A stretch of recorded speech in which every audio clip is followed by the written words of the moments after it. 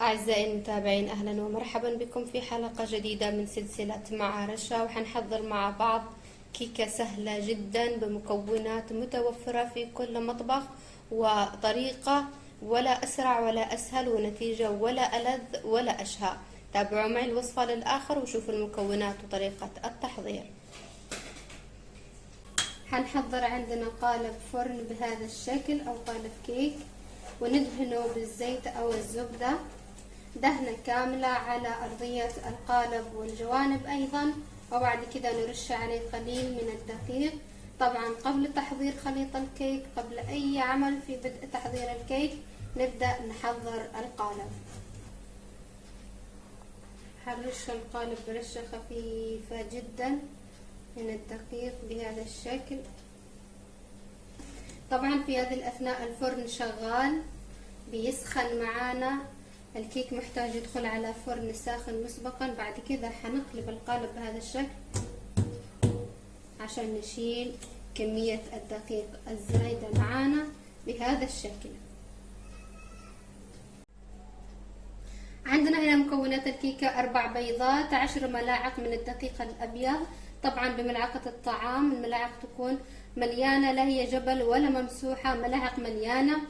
وعندنا هنا كوب من الزيت، كوب من الحليب، ملعقتين كبيرة مليانين من النشا، ملعقتين صغار من البيكنج باودر، ملعقة من الفانيليا، ورشة من الهيل المطحون، ملعقة من الخل، كوب وربع من السكر. حنجيب وعاء عميق بهذا الشكل ونضيف عليها البيض مع السكر ونضربهم بالمضرب الكهربائي لحد ما نحصل على قوام كريمي. وبكذا حصلنا على قوام كريمي لخليط البيض مع السكر. حنبدأ الآن نضيف بقية المكونات. حنضيف الزيت ونخلطهم مع بعض، بعد كده حنضيف الحليب بالتدريج أو على مراحل، مش حنضيف الحليب مرة واحدة، وكمان حنضيف النشا والدقيق أيضا حنضيفه على مرحلتين. طبعا لو حابين تحضروا الوصفة بالخلاط ما فيش أي مشكلة، بالمضرب الكهربائي أو بالعجان أو بالخلاط العادي ممكن تحضروها طبيعي جدا. وفي هذه الأثناء حننزل بالبيكنج باودر. آخر شي نضيفه هو البيكنج باودر. طبعا ما نكثر خلط لخليط الكيك، مجرد ما تختلط أو تمتزج معنا المكونات كلها مع بعض نوقف الخلط أو التقليب أو التحريك. في هذه الأثناء حنجيب القالب اللي حضرناه مع بعض ونسكب فيه خليط الكيك. طبعا مهم جدا نعطي مساحة في القالب، تبقى معانا مساحة ربع القالب لانتفاخ الكيك.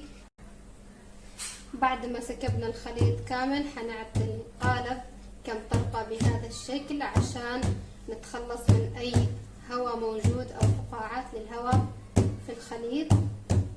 وحندخله الآن على فرن ساخن. متابعينا الكرام، عندنا هنا الكيكة بعد ما طلعناها من الفرن صارت معنا جاهزة. النتيجة رائعة جدا ومرضية إلى حد كبير. حنتركها ترتاح أو تبرد معنا كذا 5 دقائق ونشوفها في قالب أو طبق التقديم. وهذه عندنا الكيكة في طبق التقديم. ممكن تزينوها بخليط الجبن مع حليب المكثف المحلى، وأيضا الكريمة أو بصوص الكراميل والمكسرات بالطريقة اللي تناسبكم واللي تفضلوها واللي تحبوها. وممكن كمان تقدموها بهذا الشكل مع الشاي. طبعا طريقة سهلة جدا وناجحة من أول تجربة، مش حتغلبكم ولا حتتعبكم، وحتلاقوها معاكم ناجحة تماما ومرضية لكم. شوفوا معي كيف الكيكة طبعا هشة، شوفوا كيف جدا هشة ورائعة.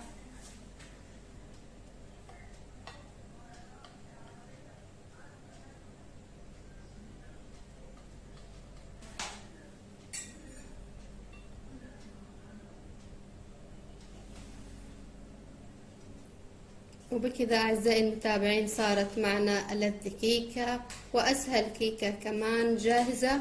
وبكذا وصلنا معكم إلى ختام حلقتنا لهذا اليوم. نتمنى تكون عجبتكم الوصفة، ونتمنى تجربوها وتعطونا رأيكم. ونلتقيكم مجددا في حلقة جديدة من سلسلة مع رشا. في أمان الله.